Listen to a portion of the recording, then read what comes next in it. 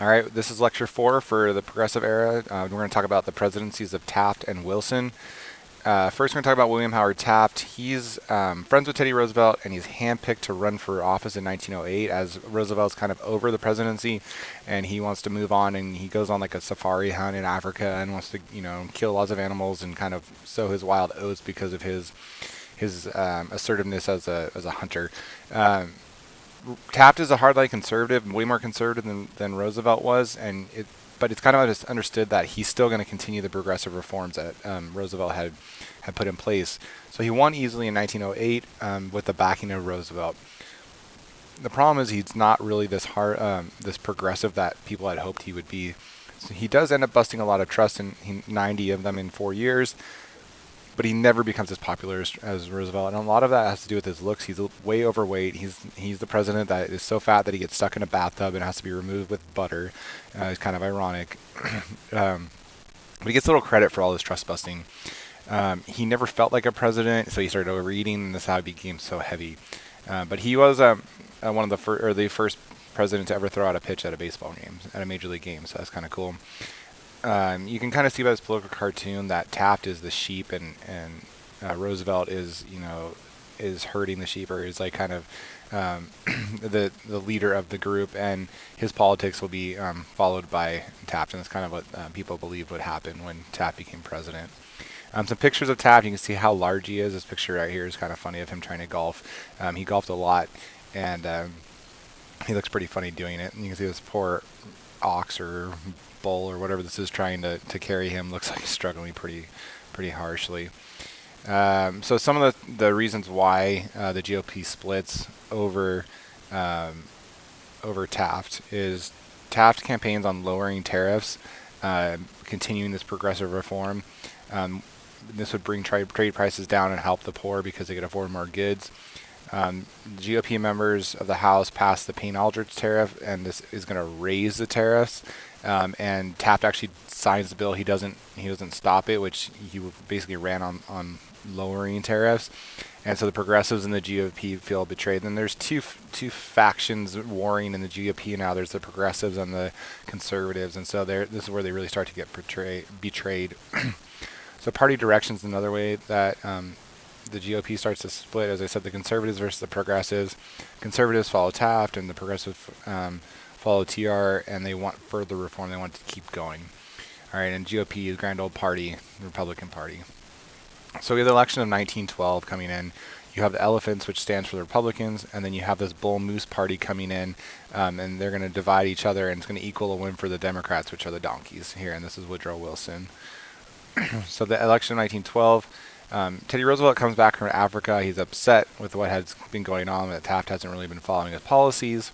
So what he does is he basically campaigns to get the Republican ticket, and he doesn't get it. So he creates his own party. It's called the Bull Moose Party, and you can see he's still he was still campaigning for a square deal all around. He runs for election and runs for president under the Bull Moose Party. The Democrat Woodrow Wilson is elected because the GOP split due to the creation of the Bull Moose Party. Americans showed that they really did want the progressive president. 75% of the votes went to either Wilson or Teddy Roosevelt, who were both progressives, just in separate parties.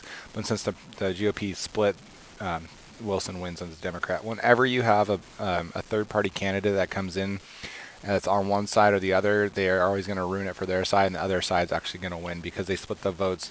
Wilson didn't even have a majority. He had like 42% of the vote, and he still won without the majority of the people wanting him, because the other two split down the other side.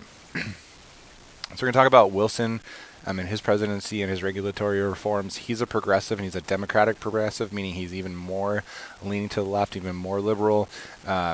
And he wants to really do a lot of things. So he wants to break up power of tariffs.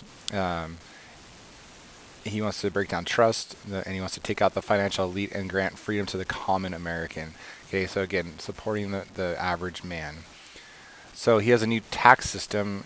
He lobbies to Congress to lower tariffs. He wants to lower tariffs so people can afford things, but then you have to make up the money somehow.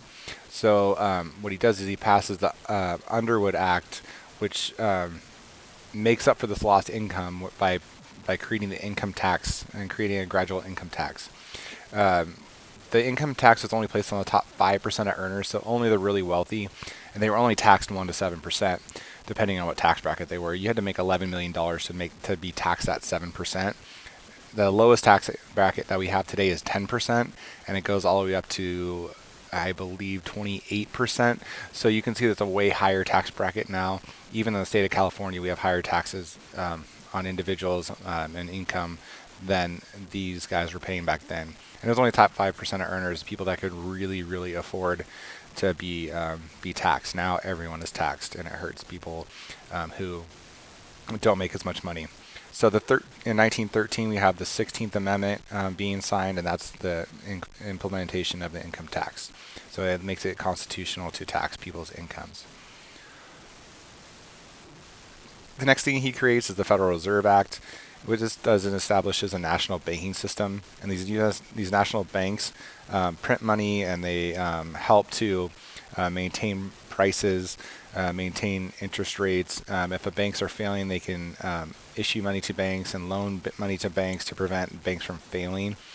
So as I said, they control interest rates, and right now in our country, the Federal Reserve is pumping money into the system in order to maintain high prices. That's why the stock market is doing so well, as they've done a lot of putting money in. They put a lot of money into our system to keep our the value of our money, or not. It actually lowers the value of our money, but to keep enough money in circulation to keep everything going. So yeah, the Federal Reserve is still our system today. He regulates trusts and businesses by creating the Federal Trade Commission. It's an antitrust agency created as a watchdog agency with the power to investigate firms for evidence of regulation violations, and they could sue businesses in court. So if businesses were not practicing fair trade, then this organization could come in and sue those businesses and make them get back on track. And this organization is still alive today as well. And then we have the Clayton Antitrust Law, and I've talked about it. I've mentioned the Clayton Antitrust Act with regards to the Sherman Antitrust Act. But this is really huge as far as creating an antitrust law that could be really effective in taking down trusts. So some of the major things that it practiced is it strengthened the Sherman Antitrust Act by prohibiting firms from buying stock of its competitors unless if it led to a monopoly. So they wouldn't be able to buy out the stock of a new company in order to take it over. So that was illegal now. So you didn't have that buying in of companies to get rid of competition. It affirmed that labor unions had the right to exist, and I talked about in the Sherman Antitrust Law that it basically was used against labor unions, saying that it prevented free trade, and with preventing free trade, the labor unions going on strike was hurting free trade. So the Clayton Antitrust Act basically affirms the right for labor unions to exist, and it affirms the right for them to go on strike and practice other methods of collective bargaining. So it has the best of both worlds. So it's really strong against against big trust and conglomerates. And Samuel Gompers, a huge labor union guy, said it's like the Magna Carta of labor because it helps them so much. His failure, along with Taft and Teddy Roosevelt, is civil rights. He does nothing to help blacks, and he's a Southern Democrat, so he didn't want to his biggest supporters were those in the South, so he didn't want to upset them. So he kind of campaigned for blacks votes by pledging equality and the anti-lynching laws, but he never really did that. He backtracked once he got into office. So some examples: he refused to stop the resegregation of the Capitol and D.C. office after 50 years. So they brought African Americans, or separated African Americans, whites again in the Capitol, and he did nothing to stop that. He opposed every anti-lynching law that was put into vote, citing that anti-lynching laws were states' rights and the federal government had no jurisdiction over that. And then he appointed segregationists to federal positions instead of anti-segregationists. So segregationists are for people that want segregation. So he's kind of supporting the idea of segregation by appointing these people to office. So it looks really bad as far as his attitude towards African Americans. And finally, we have the death of progressivism. And this really deals with World War One. World War One comes in, and so we have this huge threat of a foreign war, and we don't want to get pulled into a foreign war. Up until this point, we've been fairly neutral. We'll talk about the Spanish-American War in a little bit, but that was kind of us being imperialistic. World War One really scares us. We don't want to get pulled into the war, and we want to really make a lot of money off of it. So we start to convert our factories to wartime factories to start producing weapons and ammunition and anything needed for the war, so we can send it over there and make money off of it. So the idea of progressivism and really helping people's like daily lives kind of moves away as we start to become more industrial, like even more industrial than we've been, in order to produce the things that we need for World War One to help our allies during World War One. We really wanted to stay out, and we'll talk about that later on. But that will do it for the progressive era. So thanks for listening.